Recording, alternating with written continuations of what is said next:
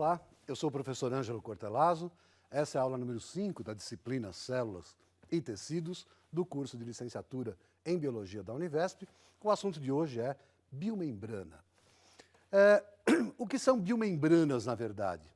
Biomembranas são os envoltórios que revestem todas as células existentes, desde as células mais simples, procarióticas, até as células eucarióticas, né? Além disso, nas células eucarióticas, além da membrana plasmática, que em muitos livros vocês encontram também com o nome plasmalema, você tem outras membranas, endomembranas. A primeira, que até deu origem ao nome desse grupo de organismos, né, que é o envoltório nuclear, antigamente chamava carioteca, né, e a carioteca, o eucarionto, é o que tinha carioteca verdadeira, uma membrana nuclear existente, né? Além do envoltório nuclear, eu tenho o retículo endoplasmático, que é um sistema de membranas. Eu tenho o complexo de Golgi, que hoje está sendo chamado golgiense. Eu, particularmente, não gosto, mas, né? Endossomos, lisossomos, peroxissomos, mitocôndrias, vacúolos e, se a célula for fotossintetizante, também cloroplasto. Notem que a grande maioria das organelas é efetivamente membranosa, tá? E essa compartimentalização aumentou em muito a eficiência do metabolismo celular, porque eu congreguei as moléculas daquele tipo de função num único compartimento. Então, o encontro entre elas foi muito mais frequente, com isso aumentou a eficiência metabólica e possibilitou que as células começassem a ter tamanhos cada vez maiores e formassem, como vimos anteriormente, tecidos, órgãos e organismos mais complexos e muito maiores, né? Como é que é composta uma biomembrana de forma geral? As biomembranas, aliás, inicialmente foram sentidas, de uma certa forma, a partir do século XIX, porque as pessoas, ao trabalhar com células, principalmente células de sangue, que são células livres, né, células soltas num fluido, né, no plasma, perceberam que as células, então, elas têm uma estrutura que se mantém e uma estrutura sensível a soluções externas de molaridade diferente, né? Soluções hipertônicas e hipotônicas podem possibilitar murchamento ou inchamento celular, mostrando que havia, então, algum envoltório, um envoltório com seletividade, quer dizer, com permeabilidade seletiva, porque possibilitava mudança, entrada ou saída de água, mas não de íons de forma geral. E na década de 1890, um pesquisador, então, Ernst Overton, acaba descrevendo ou inferindo que as membranas celulares deveriam ter uma composição lipídica, dado que havia sempre uma solubilidade grande de moléculas lipídicas em nível da superfície celular e também com as propriedades osmóticas que ele havia observado, dizendo, bom, o envoltório existe e é formado por lipídios. Na década de 20, outros dois pesquisadores, Gorter e Grendel, extraíram fosfolipídios de células de eritrócitos humanos, né? E descobriram que a quantidade de fosfolipídios extraído dessas células, ela equivalia, em superfície, ao dobro do que tinha a superfície da célula. E deduziram, portanto, que as membranas deveriam ser formadas por lipídios, sim, mas dispostos em bicamadas, tá? Essas bicamadas, pela lógica, deveriam ter, então, hidrofílica voltada para o meio extracelular ou para o meio intracelular, porque são meios de soluções aquosas, e a porção hidrofóbica voltada para o próprio interior da bicamada. Se vocês lembrarem o esqueminha de fosfolipídio que vimos na aula de lipídio, né? Os dois ácidos graxos e o fosfato, que eu simplifiquei aqui com esses cubos, né? E paralelogramos, e mostrando, então, que a interação da porção hidrofílica se dá para o meio externo e para o meio interno, e as porções hidrofóbicas interagem, formando, então, a bicamada, cada uma das hemicamadas, formando a bicamada, que seria a estrutura da membrana da célula. Em 1930, Danielle Davidson propõe que, além dos lipídios, deveria haver, nas estruturas das membranas, proteínas associadas. E propõe que essas proteínas seriam proteínas globulares e que essas proteínas interagiriam com a porção hidrofílica das bicamadas, né? Ou seja, tanto na porção externa como na porção intracelular. Na década de 60, Robertson, baseado nas micrografias eletrônicas, já que o microscópio eletrônico passou a existir a partir da década de 40, né? Baseado nas micrografias que mostravam que a membrana plasmática tinha, na verdade, uma região mais eletrondensa, uma região mais clara, eletronlúcida, e outra região eletrondensa, como se fosse uma trilamela, né?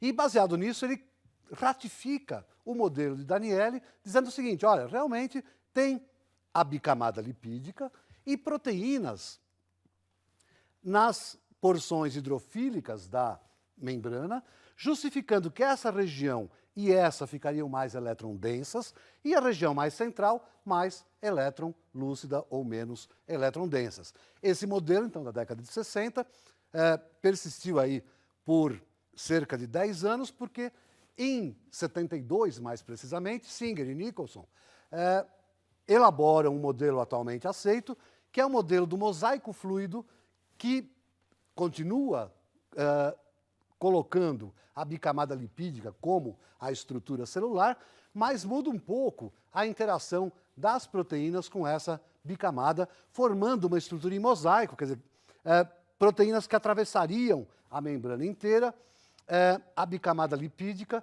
proteínas exteriores ou interiores ao meio intra ou extracelular e proteínas chamadas integrais que atravessariam a membrana inteira, que é um modelo atualmente aceito, chamado modelo de Singer e Nicholson, que é de 72. A bicamada lipídica, então, existe, porção hidrofóbica e hidrofílica. As proteínas associadas à porção hidrofílica dos lipídios também, mas é introduzida, então, uma nova classe de proteínas que atravessa totalmente a bicamada lipídica. Por que mosaico fluido? Porque os fosfolipídios, na verdade, como nós vimos aí anteriormente, os ácidos graxos que formam os fosfolipídios, né, eles são ácidos formados por carbonos, né, e quanto mais carbonos, lembra que nós vimos, quanto mais carbonos na molécula de ácido graxo, maior o ponto de fusão.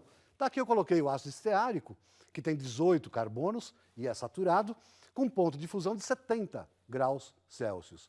O que significa que na temperatura ambiente, 20 graus, 25 graus, é uma molécula sólida. Já o ácido oleico, que tem uma dupla ligação, lembra que quando ocorre uma dupla ligação no carbono, há um ângulo não mais de 109 graus, mas de 120 graus? Esse ângulo afasta as duas cadeias de ácido graxo do fosfolipídio e faz com que a interação entre elas seja muito menor. Quer dizer, as moléculas ficam mais distantes umas das outras. E por isso, para essa molécula, para essa substância se liquefazer, eu preciso muito menos calor. Ou seja, já a 13 graus, esta é uma estrutura líquida. Tá? Por quê? Porque esses ângulos aqui afastam as moléculas e moléculas mais afastadas requerem menos energia e, portanto, mudam de estado em temperaturas mais baixas. Uma membrana é formada por lipídios saturados e insaturados. E eu posso dizer que quanto mais lipídios insaturados tem a membrana, mais fluida, mais líquida ela é. Quanto mais saturações ou menos insaturações, mais sólida ela é. Não é só isso que afeta a fluidez da membrana, nós vamos ver em seguida. Além do mais, por conta dessa fluidez, eu tenho movimentos dessas moléculas lipídicas na membrana de forma geral. E aqui eu listo os principais, né? As moléculas podem se difundir lateralmente dentro da mesma hemicamada, né? Seja ela externa ou interna. Podem flutuar, né? Quanto mais líquido, elas ficam flutuando como a rolha de uma linha de pescar, por exemplo, né? Fica flutuando. Eu posso ter movimentos de flexão das cadeias de ácido graxo, posso ter a rotação das moléculas sobre elas próprias, na rotação, e posso ter um movimento chamado flip-flop, que é o movimento da mudança de uma molécula de uma camada para outra. Esse movimento é mais complicado, porque para sair daqui e vir para cá, esta parte hidrofílica tem que passar por uma região hidrofóbica.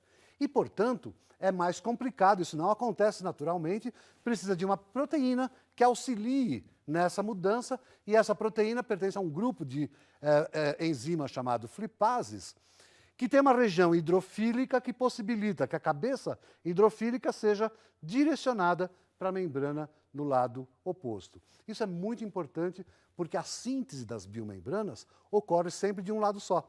E não dá para crescer só uma M camada e a outra ficar igual. Então, à medida que ela vai crescendo, as flipases vão mudando metade dos lipídios incorporados para uma das regiões e, com isso, a bicamada se mantém do mesmo tamanho.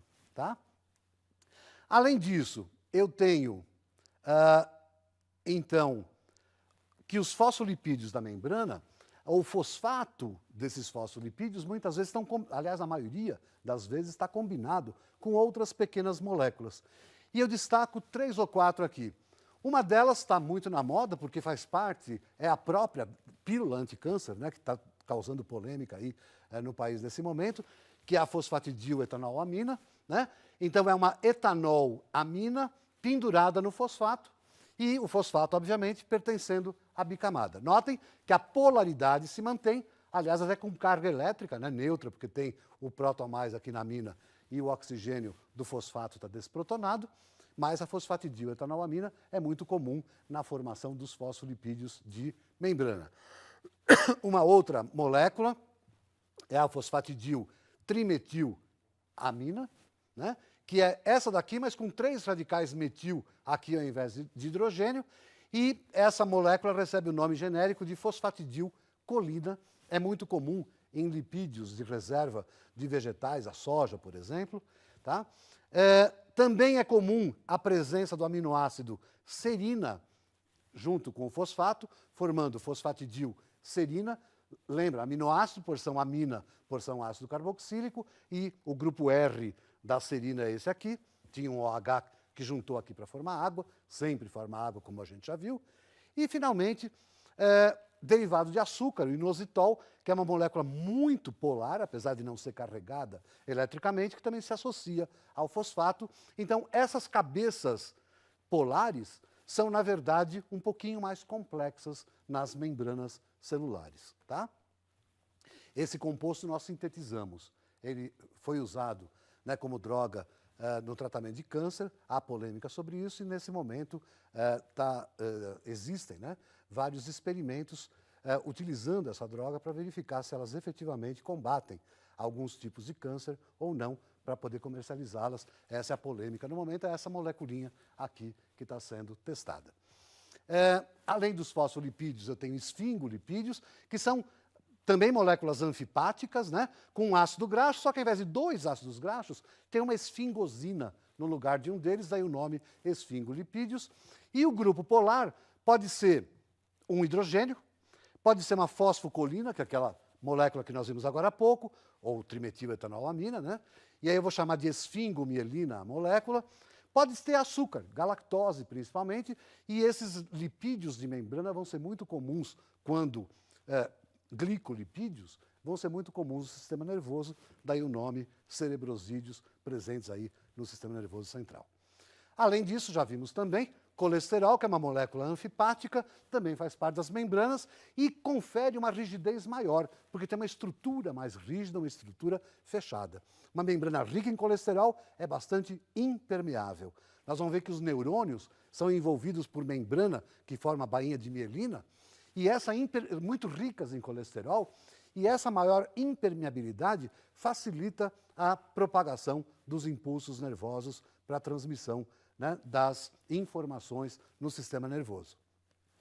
As membranas são assimétricas na sua parte externa e interna da célula. Eritrócitos humanos, então, têm, por exemplo, um total de 45% de lipídios, mais ou menos, e destacando fosfatidilcolina e esfingomielina na sua composição do lado de fora da membrana. E do lado interno, que também tem um pouco mais de lipídios, 50 e poucos %, eu tenho aí uma distribuição maior entre fosfatidilserina, fosfatidiletanolamina, fosfatidilcolina e esfingomielina, diferente, portanto, da porção exterior. As proteínas que formam a membrana, por exemplo, também em eritrócitos, podem ser integrais, como eu falei, que atravessam a membrana como um todo. As proteínas integrais podem passar uma única vez com uma alfa-hélice por sobre a membrana, e eu digo que são proteínas unipasso, quer dizer, com uma única passagem pela membrana, ou eu posso ter hélices hidrofóbicas aqui, com parte hidrofílica, hidrofóbica, hidrofílica, hidrofóbica, formando uma proteína multipasso, proteína integral, também chamada proteína intrínseca à membrana. Tenho outras proteínas que não atravessam a membrana, mas estão ancoradas na bicamada lipídica, interagindo, né, com fosfatidinoinositol, com lipídios de terpeno, com ácidos graxos, mas são proteínas que fazem parte da membrana, mas estão extrínsecas à bicamada lipídica, e por isso são chamados, então, de proteínas periféricas ou proteínas extrínsecas, mas que fazem parte da membrana também. E aqui um outro exemplo, né? Proteína unipasso, proteína multipasso, interação de proteínas com proteínas também, proteínas periféricas, né, extrínsecas à membrana, mas que fazem parte integrante. E uma outra coisa que eu não havia citado, mas aproveito a ocasião, é que só há açúcares, normalmente na forma de oligosacarídeos, na porção extracelular, e esses açúcares são importantíssimos para aumentar a presença de água, já que eles são muito hidrofílicos, no meio extracelular, mas também em fenômenos de reconhecimento célula a célula e ancoragem de elementos da matriz extracelular para a formação de tecidos. A membrana possibilita, então, transporte por simples difusão, mas há uma série de moléculas proteicas, normalmente, que facilitam o transporte ou mediam esse transporte, possibilitando que uma molécula que não teria como atravessar a membrana por simples difusão, consiga fazê-lo, seja a partir de canais que podem ser constantes ou que se abram e fechem, possibilitando a passagem, ou proteínas que mudam a conformação tridimensional. Imagine uma proteína, quando um determinado composto se une a essa região, ela se deforma e faz com que a parte de cima se aproxime e a parte de baixo fique exposta, e dessa maneira a molécula vem daqui e entra do meio extra para o meio intracelular, ou vice-versa, sem nenhum gasto de energia, ou essa conformação pode ser feita com gasto de energia, e aí, nesse caso, a molécula que é utilizada para a produção, para fornecer energia para as reações metabólicas, é o ATP, e, portanto, são transportes que a gente chama de transporte ativo, que funcionam normalmente contra um gradiente de concentração, né, transportando coisas com pouca concentração para locais com mais concentração, como é o caso, por exemplo, da bomba de sódio e potássio, que vocês vão ver mais à frente. Uma outra característica interessante, ligada aos carboidratos, é a tipagem sanguínea, né, o sistema ABO, porque os eritrócitos contêm na sua superfície um oligosacarídeo, todos eles, formados por glicose, galactose, N-acetilgalactosamina e galactose ligada a uma fucose. Todas as hemácias possuem esses grupamentos de oligosacarídeos. Mas hemácias classificadas como tipo A têm na galactose, além da fucose pendurada, tem uma N-acetilgalactosamina. As hemácias tipo B, uma galactose. E as hemácias tipo AB, tanto N-acetilgalactosamina como galactose. A simples presença dessas moléculas na superfície dos eritrócitos faz com que estas células, né, produzam um anticorpo ante a molécula que ela não tem. Quer dizer, um sangue tipo A trata o oligosacarídeo do tipo B como se fosse um antígeno externo à sua estrutura e, portanto, produz anticorpos contra essas células. Então, se eu tiver um doador de sangue que seja tipo B e ele doar sangue para uma pessoa tipo A, né, ele vai produzir anticorpos ante o sangue tipo A, e com isso a pessoa vai ter as suas hemácias tratadas como se fossem organismos externos àquele corpo. Tá? Então, eu tenho que as hemácias do tipo AB não produzem anticorpos nem contra A nem contra B, e por isso podem receber qualquer tipo de sangue, são os receptores universais. As hemácias tipo O produzem anticorpos dos dois tipos, Então, só conseguem receber sangue delas próprias, e são os receptores universais. Mas como elas não têm nenhum antígeno na sua estrutura, elas podem doar o sangue para todo mundo. Então, doadores universais, receptores universais e demais moléculas sanguíneas baseadas na simples composição dos oligosacarídeos de membrana que dão, então, essa característica para as células de sangue, no caso humano. Tá? Eu tenho isso por enquanto para falar e gostaria que vocês lessem o capítulo referente a biomembranas para obterem mais detalhes sobre a estrutura e o funcionamento dessas organelas, dessa estrutura, né, que é importantíssima para todos os tipos celulares. Muito obrigado.